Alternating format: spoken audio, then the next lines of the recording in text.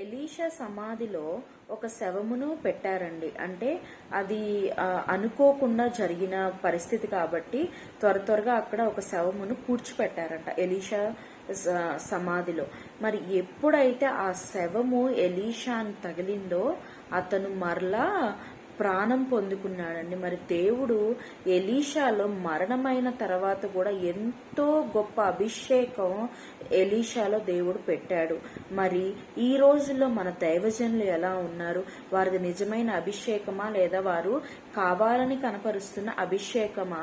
అది మనం తెలుసుకోవడానికి దేవుణ్ణి మనము జ్ఞానం అడగాలండి. దేవా, నీ నిజమైన దైవజనుల దగ్గరికి నన్ను నడిపించు, నీ అభిషిక్తుల దగ్గరికి నన్ను నడిపించు, నాకు మంచి కాపరినివ్వు, మంచిగా నీలో నేను ఎదగడానికి గొప్ప సంఘ కాపరిని దగ్గరికి నన్ను నడిపించు దేవా అని మనం అడగాలండి.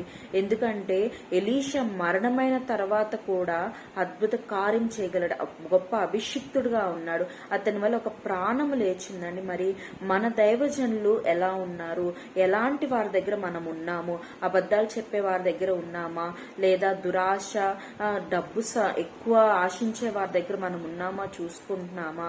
మరి ఎలాంటి వారి దగ్గర మనం ఉండి దేవుని స్తుతిస్తున్నాం అనేది మనం పరీక్షించుకొని మన దైవ సేవకుడు దేవునికి భయపడేవాడిగా ఉండాలి, అభిషిక్తుడుగా ఉండాలి. లోకానికి కాదు అతను భయపడవలసింది, దేవునికి భయపడితే అతను మనకి ఆశీర్వాదకరంగా ఉంటాడు. కనుక దైవజనుని మనము దేవుణ్ణి సహాయం అడుగుదాం దైవజనుని కొరకు. ఆమేన్.